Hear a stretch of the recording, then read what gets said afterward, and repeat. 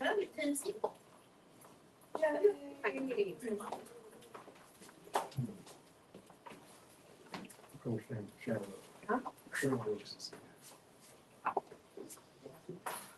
met Champion? We, Darrell, I was telling him about the case.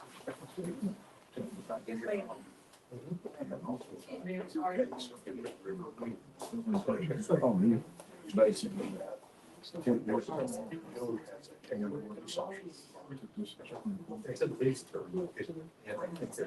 I think there might be one. What about your case? That there is some different from that jurisdiction. And I think more people. And so we just gotta find out, but. That's more. If you had to deal with both of them. Deal with a bunch of. The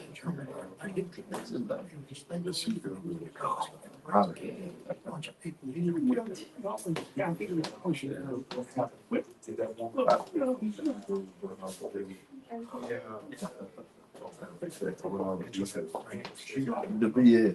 I don't know what happened, but I think it's all. Sit here, am I gonna be in your way? And also.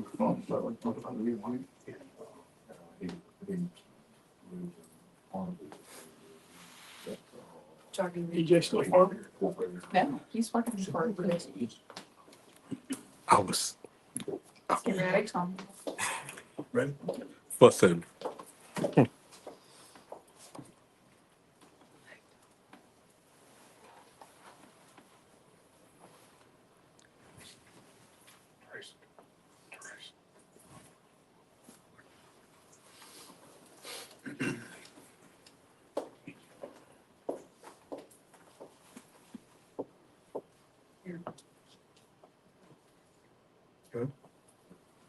On May the 28th, 1996, Darrell Robinson murdered 4 innocent Rapides Parish citizens, including a 10-month-old infant. Evidence was presented at trial that Darrell Robinson did this because he wanted to experience what it was like to shoot someone to death. He shot all 4 of his victims, including the infant, in the head. Robinson was convicted by a unanimous jury and sentenced to death in 2001. Hold on. The case was appealed. The conviction and sentence were affirmed by the Louisiana Supreme Court, and the United States Supreme Court declined to review the case in 2004. In 2005, the defendant filed an application for post-conviction relief, which was denied by the trial court in 2020. On January the 26th, 2024, the Louisiana Supreme Court set aside the conviction and the sentence and ordered a new trial. Rapides Parish District Attorney's Office then filed a motion for rehearing, which the Supreme Court granted and reversed itself, restoring Robinson's guilty verdict and death sentence. It is the firm intention of the Rapides Parish District Attorney's Office to seek the death penalty and take whatever steps are necessary to carry out the justice that was promised to these victims' families over 2 decades ago by this jury.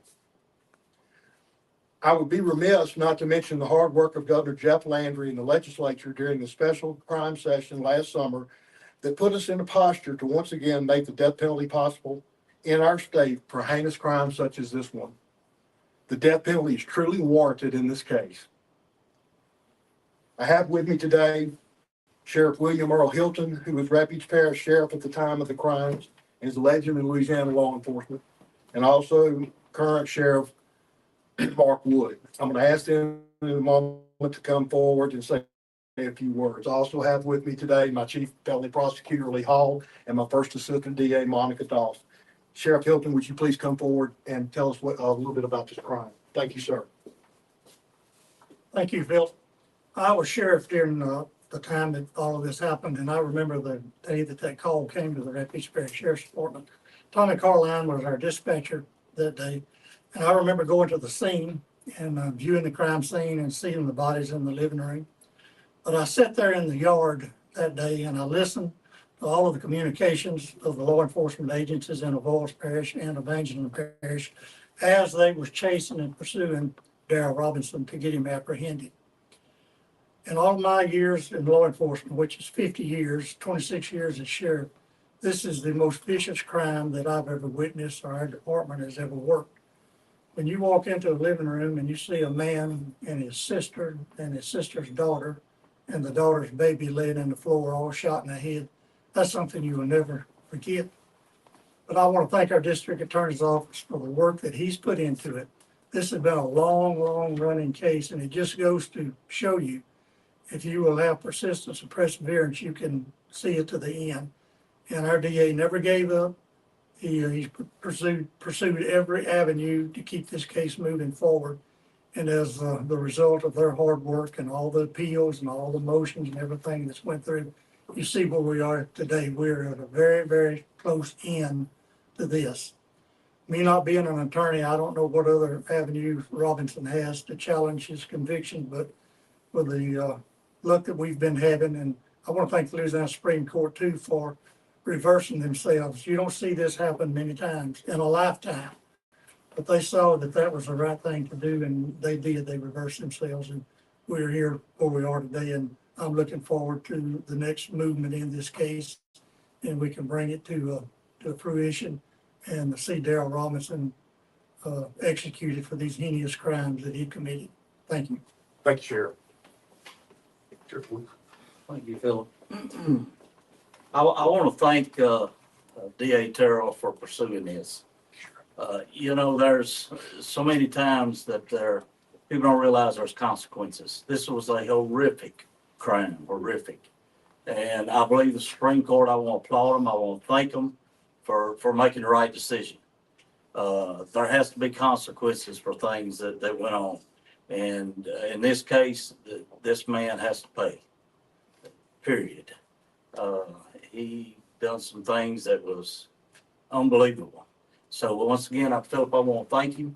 And you and your staff, y'all done an excellent job on this. Don't let up. It's not only our job, it's sad that we have to put them there. Sometimes we have to keep them there. And it shows you that the wheels of justice, even though sometimes you don't think they're fair, they are. They do move slow, but they get to the right decision, and our Supreme Court made the right decision in this, and I applaud them for that. Thank you, Philip. Thank you, Sheriff. Thank you, ladies and gentlemen, for coming this afternoon. We really appreciate it. Any questions? Questions?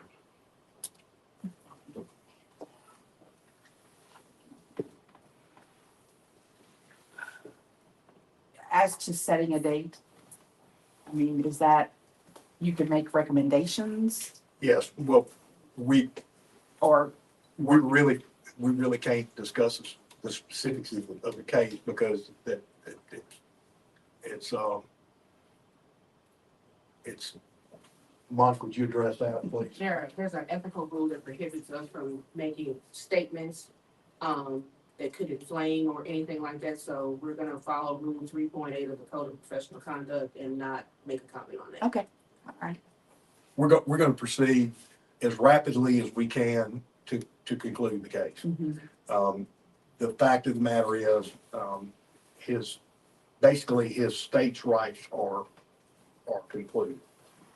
We'll move forward as fast as we will take every legal step we can to see that this sentence is carried out. And it's That's, been go ahead. it's been almost 30 years. It's 26 years. Yeah, so, I mean, I've been in office 10 years. We inherited the case. right, And as a result of a federal lawsuit and many other situations, the executions in Louisiana, there have not been any in what, 20 years? Something like that, since way before I was DA. Now it's a possibility, it's a strong possibility. We intend to go forward on the ones that we have on death row. There's 2 of them. And we intend to do that, that's this and the Roy case. We're gonna try to achieve, take every step that's available to us. Our victims' families want that. They've asked for that. The jury's granted that to them. We think that that's a contract. We think that the victims deserve that. And so we're gonna take every legal step that's available to us, to them, to get them that justice. Sheriff Hilton stated that this was an unprecedented move. From a legal standpoint, could y'all kind of, what actually happened? What triggered the the Supreme Court to kind of reverse this decision. And We thought that they went down a rabbit hole. And so we filed a motion for a rehearing. To my knowledge, we were not able to find another, I'm not saying that it doesn't exist, but I was not able to find, nor my staff were able to find another case, particularly a homicide, a murder, we're not able to find another murder case where the Louisiana Supreme Court granted a rehearing and then reversed itself on a homicide case where they had overturned a conviction in order to a new trial. I'm not saying it doesn't exist, but I'm not saying.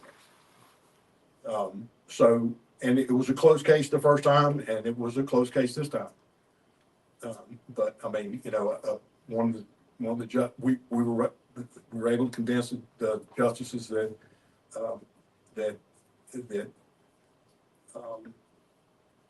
it was appropriate in this case that the man was guilty, that Mr. Small had provided him an adequate and great defense, and that that the DA's office back then, not my office, but back then, had done things the right way. And so that's the bottom line. And they found that the death penalty was appropriate, once again. The jury was unanimous the first time. They were unanimous on the death penalty. And if you read Justice Jay McCallum wrote the majority opinion, it's solid as a rock. If you read it, it makes 78 pages long, and he didn't miss them. yes, sir, it was 78. It was quite a few pages long.